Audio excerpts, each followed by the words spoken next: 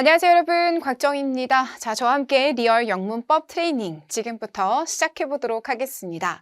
자, 오늘 저하고 같이 집중하고자 하는 부분은요, 주어, 동사, 목적어, 목적격 보호까지 한번 이러한 개념들을 잘 정리를 해보고 이러한 개념들에 있어서 어떠한 것들이 문법 포인트로 잡히게 되는지 하나하나씩 한번 공부해보는 시간 가져보도록 하겠습니다. 자, 제일 먼저 주어하고 동사 찾기 해봐야겠죠? 네, 주어, 동사 뭐가 더 중요할까요? 우선은 동사를 빨리 찾아낼 수 있는 게 상당히 중요합니다. 문제를 풀 때 동사를 먼저, 본동사를 먼저 찾아내시게 된다면은 그렇다면 문제를 용이하고 좀 빠르게 푸실 수가 있거든요. 주어는 문장 내에서의 주체자예요. 동작을 취하는 문장에서의 주인공을 우리가 주어라고 하고요. 동사라는 것은 이 주체자가 어떤 동작을 취하게 되었을까에 대한 정보를 주는 걸 우리는 동사라고 합니다. 자, 그럼 한번 보죠. The rabbit hops. 네, 누구죠? 토끼가 깡충 뛴다 라고 돼 있고요. The rabbit hops energetically. 자, 이번에는 부사를 붙여서 동작을 꾸며주고 있습니다. 자, 그러면 토끼가 어떻게 힘차게 뜁니다. 자, 이렇게 묘사를 해주고 있는 거죠. 자, 그 다음 She was lonely라는 문장을 드렸어요. 자, 이번 문장은 She was lonely로 이 형식으로 주격 보호를 드렸습니다. 자, 그녀의 상태가 어떠한지에 대한 정보를 주고 있는 거죠. 이러한 비동사도 우리는 동사라고 합니다. 자, 이러한 비동사 같은 경우는요, 주어의 상태에 대한 정보를 주는 게 있는가 하면은 주어가 어디에 있다라는 정보를 또 주기도 합니다. 비동사가요. 알겠죠? 네, 이제 여기에서는 상태에 대한 정보를 주고 있죠. She was lonely. 그녀는 외로웠습니다. She admires loneliness. 그녀는 외로움을 동경합니다. 자, 이번에도 admires라는 타동사를 드리게 되었네요.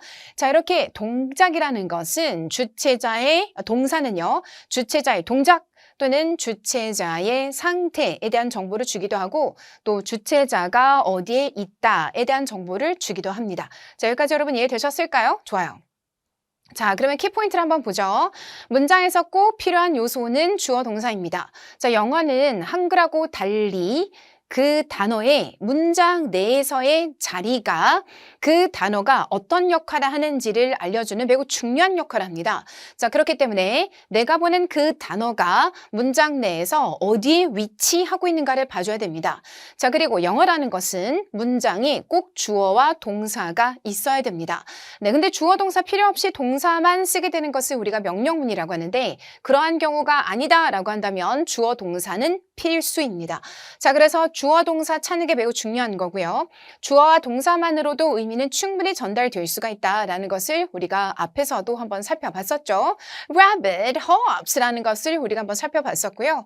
An hour has passed 같은 경우도 1시간이 흘렀습니다. 또 마찬가지인 거죠. 문장은 크게 주어를 나타내는 부분과 주어를 서술하는 부분으로 분리가 돼 있다라고 돼 있어요.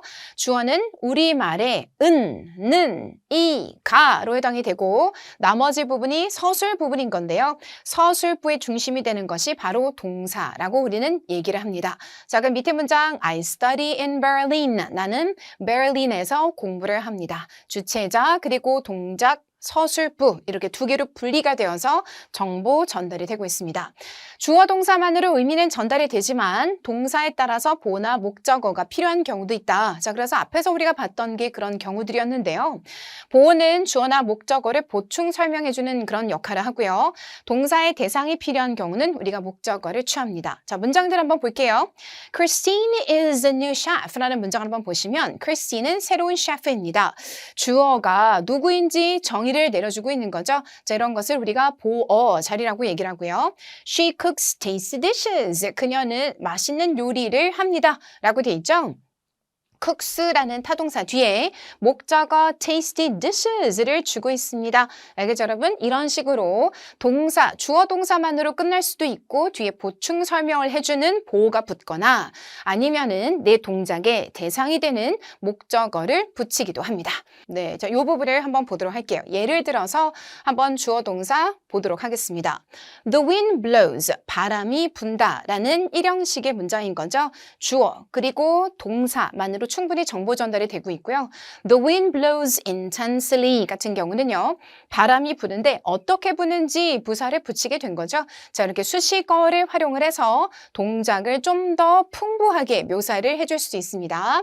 Andrew writes legibly 라고 썼는데요. Andrew는 쉽게 글을 씁니다 라는 역시 부사를 붙여서 동사를 보충 설명해주는 역할을 하고 있어요. 근데 부사는 있어도 되고 없어도 되는 존재인데 부사를 쓰는 것만으로도 의미를 훨씬 더 풍부하게 전달을 해줄 수 있다라는 걸 알 수 있죠. 여기까지 됐을까요? 오케이, 좋아요.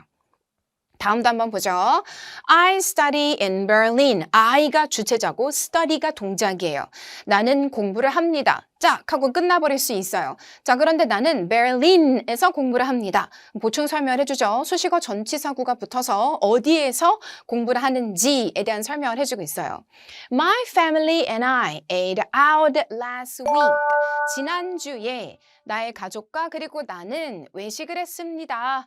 ate out, eat out이 외식을 하다죠. 역시 주체자와 그리고 동사 이렇게 두 개만으로 충분히 의미 전달을 해주고 있습니다. 자, 그런데 시간에 대한 정보 last week을 더 붙여서 의미를 좀 더 풍부하게 전달해주고 있죠. The man in a suit is my boss 라는 문장 한번 볼까요? 양복을 입은 정장을 입은 남자는 제 boss입니다 라는 문장인데요. The man in a suit is my boss 이 형식의 문장입니다. in a suit를 줘서 어떤 남자인가 보충 설명을 해주고 있고 비동사를 써서 이 사람이 누구인지를 정의해주고 있는 문장입니다. 됐을까요? 오케이, 좋아요. 자, 이번에는 주어 동사 보어입니다. 보어 자리에 명사가 오게 되면 주어의 동격 관계를 가지게 되고 형용사가 오게 되면 주어를 보충 설명해 준다. 또 이렇게 보실 수도 있습니다. 보어 자리에 명사를 써서 주어를 뭐 해주고 정의해주고 형용사를 써서 뭐 한다? 상태에 대한 정보를 전달해준다. 이렇게도 우리가 볼 수 있어요. 알겠죠? 자, 다시요. 뭐를 주면? 주격 보어 자리에 명사를 주면은 주어를 정의해주는 역할을 하고요. 얘가 그죠? 여기에 형용사가 들어가게 되면 주어의 상태에 대한 정보를 전달해주게 되는 겁니다. Tiffany is my new boss 라는 문장을 보시면 명사를 줬기 때문에 Tiffany를 정의해주고 있는 거죠. 그죠? She looks so pretty. 형용사를 주게 되면은 그녀의 상태에 대한 정보를 전달해주게 되는 겁니다. 알겠죠? 그래서 명사는 정의, 형용사는 상태. 이거를 꼭 기억하도록 할게요. 좋아요. 자, 이번에는 목적어가 들어가는 경우 삼형식의 문장을 한번 살펴보도록 하겠습니다. 삼형식은 내가 어떤 동작을 했을 때 내 동작에 영향을 받는 상대방이 있다라는 것을 의미해 주는 거거든요. 자, 그러면 어떤 문장일까? 한번 해당하는 문장을 봐요. Fernando likes the color pink a lot. 자, 그럼 내가 like라는 동작을 취했을 때 like의 상대방, 대상이 있다는 얘기죠. 다음 문장도 볼까요? A vegetarian doesn't consume any meat. consume은 섭취하다인데 그 어떠한 고기를 섭취하지 않습니다. vegetarian은. 자, 그러면 나의 eat, consume 이라는 이 동작의 대상이 존재하는 게 바로 삼형식인 겁니다. 알겠죠? 네. 자, 그래서 이 삼형식부터는 목적어가 있다. 다시 말해 주체자가 어떤 동작을 했을 때 그 동작에 영향을 받는 누군가가 있다 라고 말해주는 게 바로 삼형식의 문장이라는 겁니다. 오케이? 자, step up. 영어는 주어와 서술어로 구성되는 것이 원칙이지만 주어가 생략될 수도 있다. 자, 이게 바로 명령문인 거죠. Hey, you, be careful. 이렇게 해도 되고요. 자, 그런데 Hey, you, be careful 했을 때 너에 대해서 이야기한다라는 것을 화자나 아니면 말하는 사람이나 듣는 사람이나 청자나 다 알고 있기 때문에요. You 생략하고 be careful 이렇게 말해도 되죠. 이것을 우리는 명령문이라고 얘기합니다. Don't shout. 소리치지 마세요. 자, 이렇게요. 또는요. 얘네들은 감탄문이라고 하는 건데요. What a nice weather it is. 이 얼마나 좋은 날씨인가 또는 How wonderful it is. 이 얼마나 훌륭한가 이런 식으로 감탄문 같은 경우는 굳이 대상을 콕 짚지 않고요. 그냥 이 자체에 내가 감동을 한 거여서 이렇게 주체자 없이 우리가 표현하기도 합니다. 여기까지 이해가 됐을까요? 오케이, 좋아요. 그러니까 항상 주어를 붙이는 건 아니죠. 또 다른 경우도 한번 보자면요. Thank you, I thank you. 그리고 sorry, I am sorry. 굳이 I am 쓰지 않고 sorry라고 해도 상대방은 Oh, sorry. Oh my God, I did not do this on purpose. 죄송한데 일부러 그런 건 아니거든요. I'm so sorry 해도 되고 그냥 sorry 해도 상대방은 충분히 알아듣게 되는 거죠. Glad to see you here. 여기서 만나서 반가워요. 당연히 you겠죠? 그렇죠? 이런 경우도 생략을 하게 됩니다. 네, 저와 함께 목적어와 목적격 보호의 자리에 대해서 한번 같이 살펴보도록 하겠습니다. 자, 보호 자리에 명사가 올 때 목적어와 동격의 관계를 가지고 목적격 보호 자리에 형용사가 올 때 목적어를 설명해 준다. 조금 더 보충 설명을 해드리도록 하겠습니다. 결국 오형식이라는 것은 4개의 덩어리를 가지게 되죠. 그러니까 주어, 오형식 동사, 목적어, 목적격, 보호 그 4개의 덩어리를 가지게 되는데요. 이 목적격 보호 자리에 올 수 있는 품사는 2개입니다. 그죠? 네, 명사가 올 수가 있고 그리고 형용사가 올 수가 있죠.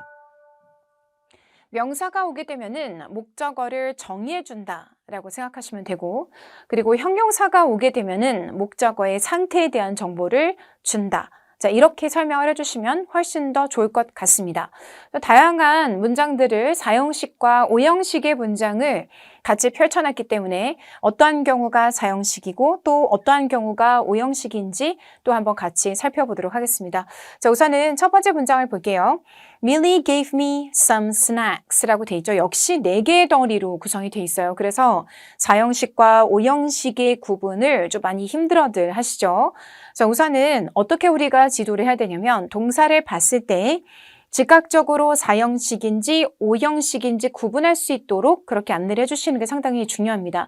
자, 그렇게 하기 위해서는 저희가 사전에 4형식 그리고 또 5형식으로 사용이 되는 동사들을 먼저 좀 정리를 해서 공부를 하게끔 하는 게 좀 필요하겠죠. 그죠? 네. 자, 우선 첫 번째 문장 한번 보겠습니다. Millie gave me some snacks 라고 돼 있네요. Millie gave me some snacks. 밀리는 줬습니다. 나에게 약간의 간식을 줬습니다. 누구에게 무엇을 주다. 자, 이렇게 우리가 해석을 하게 된다면 4형식이 되는 거죠. 4형식 같은 경우는요. 간목 그리고 직목의 구조를 가지게 됩니다. 주어에다가 4형식 동사 그리고 me는 간접적인 목적어가 되고 some snacks가 직접적인 목적어를 가지게 되는 거죠. 그죠? 자, 이런 걸 우리가 4형식이라고 하게 되죠. 4형식은 간목과 직목의 관계가 절대 는이 될 수가 없어요. 네, 절대 이제 같은 관계를 성립을 할 수가 없죠. 자, 그래서 이제 그런 것들도 저희가 좀 짚어주실 필요가 있습니다. 뭐 4형식 동사인지를 보고 즉각적으로 정의할 수 있는 게 상당히 중요하며 그리고 더 나아가서 이 둘의 관계를 한번 보자. 이 둘의 관계가 어떠한가. 자, 이렇게. 그리고 또 이제 막 이제 배우는 그 초보자들 이제 막 영어를 배우기 시작하신 분들 같은 경우는요. 4형식은 누구에게 무엇을 주다 이런 식으로 주다로 주로 해석되기 때문에 우리가 그 의미를 이제 따다가 수요 동사라고도 붙여주게 되었다. 이제 이런 것들도 알려주시면 너무 좋겠죠. 근데 항상 누구에게 무엇을 주다로 해석되는 것은 절대로 아닙니다. 자, 그런데 상당히 많은 동사들이 그렇게 해석이 되기 때문에 우선 좀 제일 많은 쓰임들에 대해서도 그렇게 먼저 노출을 시키고 패턴을 잡게끔 하는 것도 공부에 대한 부담감을 아주 많이 덜어주실 수 있는 하나의 방법이 될 수가 있겠죠. 그죠? 다음 문장도 한번 볼게요. John made him some cocktails 라고 되어 있습니다. 네, John made him some cocktails. 저는 만들었다. 그를 위해서 약간의 칵테일을. 자, 이렇게 해석이 되는 문장인데요. 자, 이 문장 같은 경우도 사형식으로 되어 있죠. 그죠? John made him some cocktails. 그럼 저는 만들었습니다. 그를 위해 약간의 칵테일을. 자, 우선은 이 사형식 문장을 우리가 또 보고 있는데 만들어주다로 임의적으로 수험생들이 또 뜻을 바꿔서 해석을 하게 되는 경우도 있습니다. 쌤들도 가끔 그렇게 하실 때가 있죠. 왜냐면 수요 동사라는 걸 워낙 많이 강조를 하시다 보면은 만들어주다, 뭐 주다로 해석되지 않느냐, 봐라, 수요 동사다 이렇게 하시는 경우들이 있는데 근데 그래 만들어주다로 해석을 또 바꿔서 하시게 되면 어떤 일이 벌어지게 되냐면 사형식을 삼형식으로 바꾸게 될 때 그때 for 힘이 아니라 to 힘으로 떨어지게 될 가능성이 있어요. 그래서 사전상 의미를 그대로 살려서 사전적으로 해석을 해주시는 게 상당히 중요할 수가 있습니다. 알겠죠? 그러면 저는 만들었다. 그를 위해 만들어줬다가 아니라 만들었다. 그를 위해 약간의 칵테일을 이렇게 가는 게 맞는 거죠. 알겠죠? 사형식인 거고 이런 부분을 우리가 좀 주의해야 합니다. 자, 그러면 여기까지 여러분 이해되셨죠? 다음 문장으로 또 한번 가보도록 할까요? Millie gave some snacks to me를 한번 같이 보도록 하겠습니다. 자, 이 경우가 앞서 제가 말씀드렸던 그런 경우죠. 사형식은 우선 삼형식으로 전환이 가능하다라는 특징을 보입니다. 네. 자, 그러면은 gave me some cocktails라는 사형식을 삼형식으로 전환을 할 때 우리가 어떻게 할 수 있는가를 봐야 되는데 우선 사형식에서 me가 간목 그리고 직목이 some, 얘가 간목이고 직목이 some snacks라는 걸 잡아내야 되겠죠? 자, 그러면 이때 중요한 게 뭐냐? 이 해당하는 문장에서 주체자는 밀리이기 때문에 맞나요? 네, 밀리 입장에서 직접적으로 me라는 간접적인 목적어에게 전달하게 되는 대상은 some snacks인 거예요. 자, 그럼 해당하는 문장을 삼형식으로 바꾸세요라는 미션이 주어지게 된다면은 주어 입장에서 훨씬 더 중요한 직접적인 목적어를 동사 바로 뒤로 확 하고 붙여버리게 되는 거죠. 그죠? 그러면 me라는 이 간접적인 목적어는 어떻게 될까요? 뒤로 확 하고 밀려나게 되는 거예요. 맞나요? 네. 그럼 Millie gave some snacks to me 이런 문장이 되어버리겠죠. 그쵸? 네, 좋아요. 여기까지 잘 잡으셨을까요? 네, 자 그러면 이 me 앞에 전치사가 3개가 올 수가 있죠. 자, 간접적인 목적어, 직접적인 목적어의 공식을 제가 한번 써보도록 하겠습니다. 주어 플러스 사형식 동사 더하기 간접적인 목적어 그리고 또 더하기 직접적인 목적어 이 구성에서 삼형식으로 만들기 위해서는 이 지금 간목이 뒤로 확 하고 빠지게 될 것이고 직접적인 목적어가 동사 뒤로 붙어버리게 됩니다. 자, 그러면 주어 플러스 사형식 동사 그냥 사형식이라고 쓰겠습니다. 더하기 직접적인 목적어가 되고 그 다음에 더하기 어떻게 되죠? 전치사가 붙게 되고 그 뒤에 간접적인 목적어가 오게 된단 말이에요. 그럼 이게 내신에서는 이 부분이 아주 중요한 포인트로 잡히게 되죠. 그러니까 이 자리에 to가 오는 게 맞습니까? 아니면은 for가 오는 게 맞습니까? 아니면은 of가 오는 게 맞습니까? 이게 시험의 대표적인 유형 중에 하나잖아요. 자, 그러면 to인지, for인지, of인지 물론 저희가 동사를 다 정리를 해서 수험생분들께 전달을 해드릴 수가 있겠죠. 그죠? 네.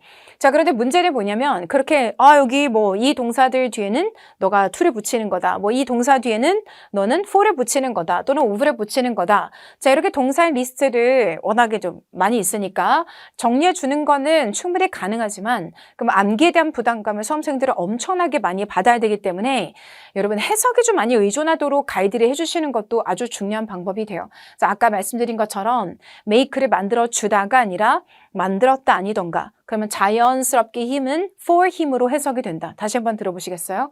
저는 만들었다 그를 위해서 이렇게 되지 저는 만들었다 그에게는 하지 않는단 말이죠. 그죠? 네. 자, 그러면 만들었다 그를 위해 라고 하는 순간 for가 자연스럽게 오게 되기 때문에 거기에 맞춰서 그렇게 공부를 해주실 것을 가이드해 주시는 게 어떻겠느냐라는 겁니다. 여기까지 괜찮을까요? 오케이, 좋아요. 네. 자, 그럼 마지막도 마찬가지입니다. 자, 이 to가 붙고 그리고 이 for가 붙고 자, 이런 부분들을 그렇게 가이드를 해주시면 수험생들은 훨씬 더 수월하게 공부할 수 있지 않을까 하는 생각이 듭니다.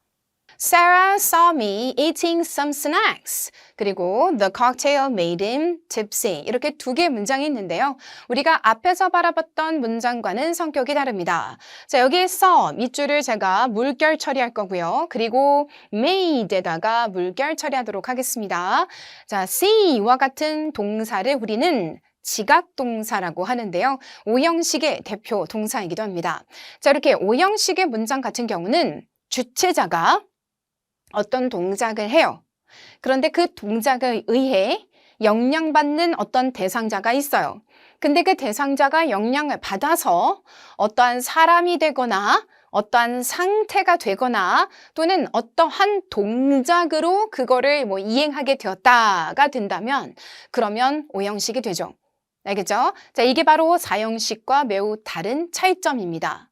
사형식 같은 경우는 단순히 내가 간접적인 목적어에게 무언가를 전달해 주는 건데요.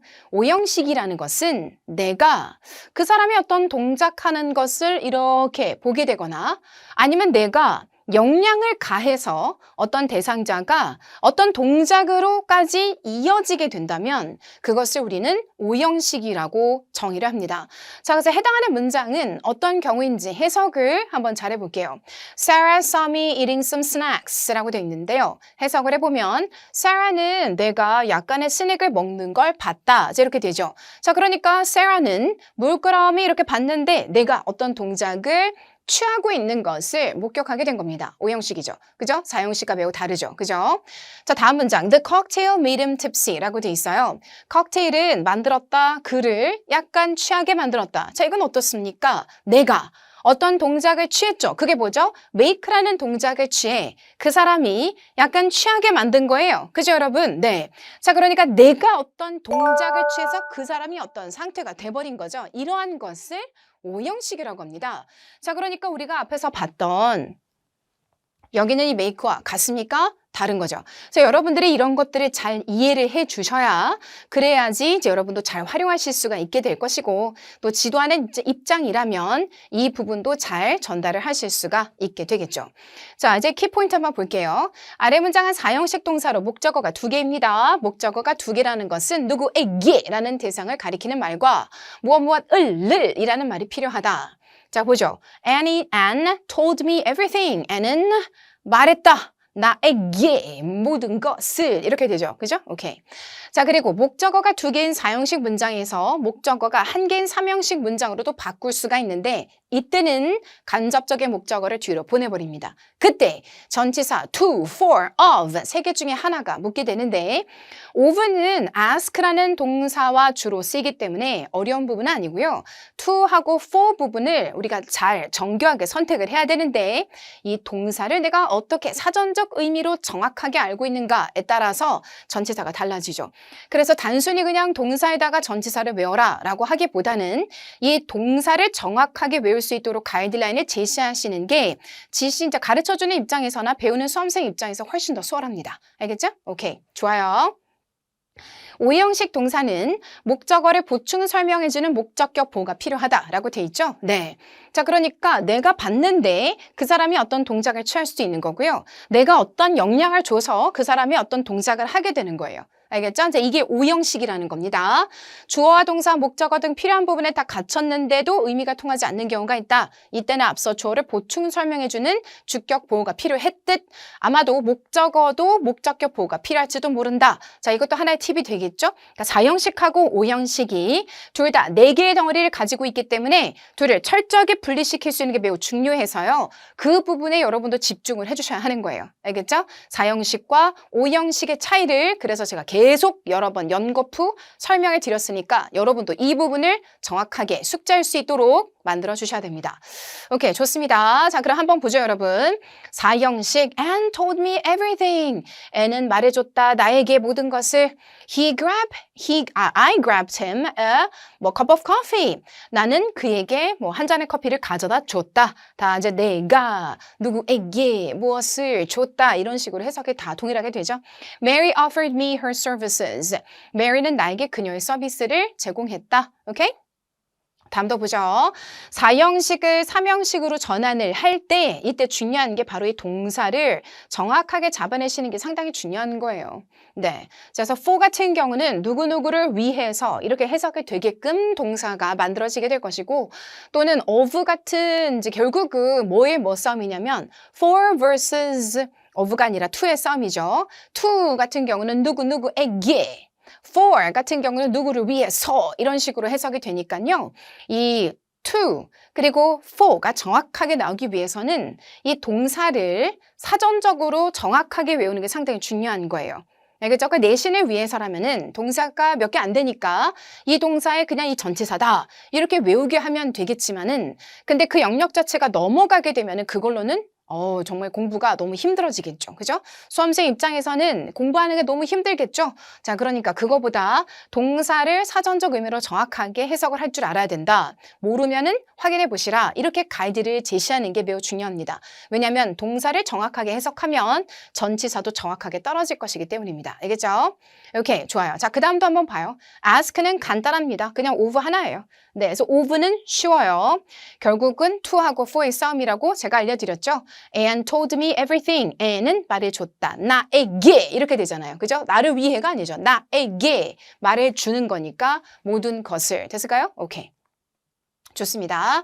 자, 얘도 보죠. My father sent me a message. 아빠는 보냈다 나에게 하나의 메시지를 이런 식으로요. 그는 보여줬다 나에게 이런 식으로. 그죠? 네. 자, 그래서 동사를 정확하게 잡는 게 상당히 중요합니다. 제가 바라보는 관점이 조금 다르죠, 여러분? 자, 다음 목적어와 목적격 보호의 차이를 한번 살펴보도록 하자. Aria painted her nails. Aria painted her nails pink. 이렇게 되죠. 그죠?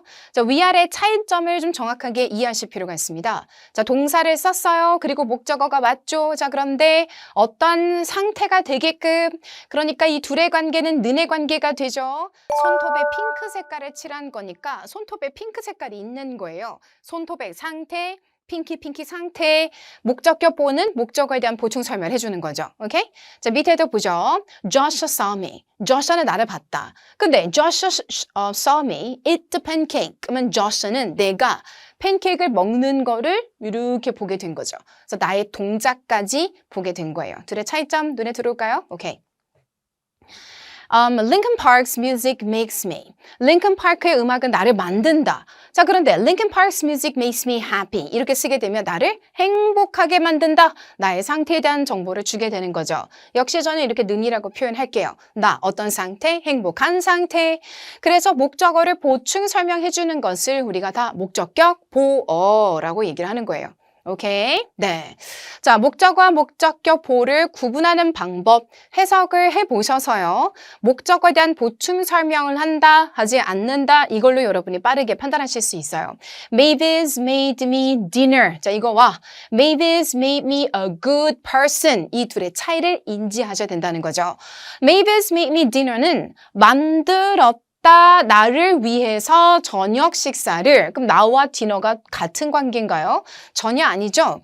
자, 그런데 아래 문장 같은 경우는 나는 아주 훌륭한 사람 이렇게 되죠. 는의 관계죠. 자, 이렇게 해서 4형식과 5형식을 구분하실 수 있어야 됩니다. 알겠죠? 오케이? 좋아요. Kyle will choose you a nice dress. 그리고 the class elected him our president. 이 둘의 차이도 역시 눈에 들어올까요? you하고 nice dress는 같은 관계가 아니며 him과 our president는 같은 관계다. 4형식, 5형식. 되나요? 오케이, 좋아요. 네. 자, 이번에는 there is, there are 부분을 한번 같이 살펴보도록 하겠습니다. there is는 있다, 없다로 해석이 되는 깔끔한 일형식. 여러분이 집중하셔야 되는 것은 바로 여기에 있는 이러한 비동사입니다. 결국은 뒤에 주어가 있기 때문에 뒤에 주어에 맞춰서 수일치가 결정된다라는 걸 기억해 주시면 되겠습니다. 자, 여기까지. 그럼 저와 함께 빠르게 한번 문제를 풀어보도록 할게요. 문장의 구성이 같은 것을 골라 밑줄에 A부터 E를 적으시오 라고 되어 있습니다. The employee works responsibly. 일형식. 자, 그래서 우리는 I watched quietly. 일형식 선택해야 되겠죠. Makima is the ringleader. 이영식, my brothers, the brothers are the culprits. 이영식, I despise loud children. 삼영식, she prefers Thai food. 삼영식 선택하셨어야 해요. Helen wrote Adam a poem. 뭐죠? 사형식, 그래서 pass me the salt. 사형식 선택하셨어야 됐고요. The announcement made Karen tremble. 역시 이제 오형식이죠. 목적어와 목적격 보의 관계가 동일합니다. 자, 그러면 오형식으로 I named my pet cat Susan. 이 둘의 관계가 는의 관계를 형성하는지를 보셨어야 해요. 다음도 보죠. 목적어를 찾아 모든 해당하는 부분에 밑줄을 그라고 했습니다. Eve sent me. Harry scored us. I bought you. Andrew told me. 부분이 목적어죠. Would you offer me?까지는 다 간목인 거고요. 자, 그리고 뒷부분 같은 경우는 직목이 되겠습니다. 알겠죠? 네, 뒷부분은 직목, 앞부분은 간목. 이걸 두 개를 분리해서 보실 수 있어야만 합니다. 자, 이번에는요. 주격보호와 목적격보호를 한번 찾아보도록 할게요. Arvin is a great cook. 이형식의 주격보호죠. 오케이, 좋아요. 자, 두 번째는요. fighting, 오형식의 목적격 보호자리입니다. 네. 자, 그리고 scream은요.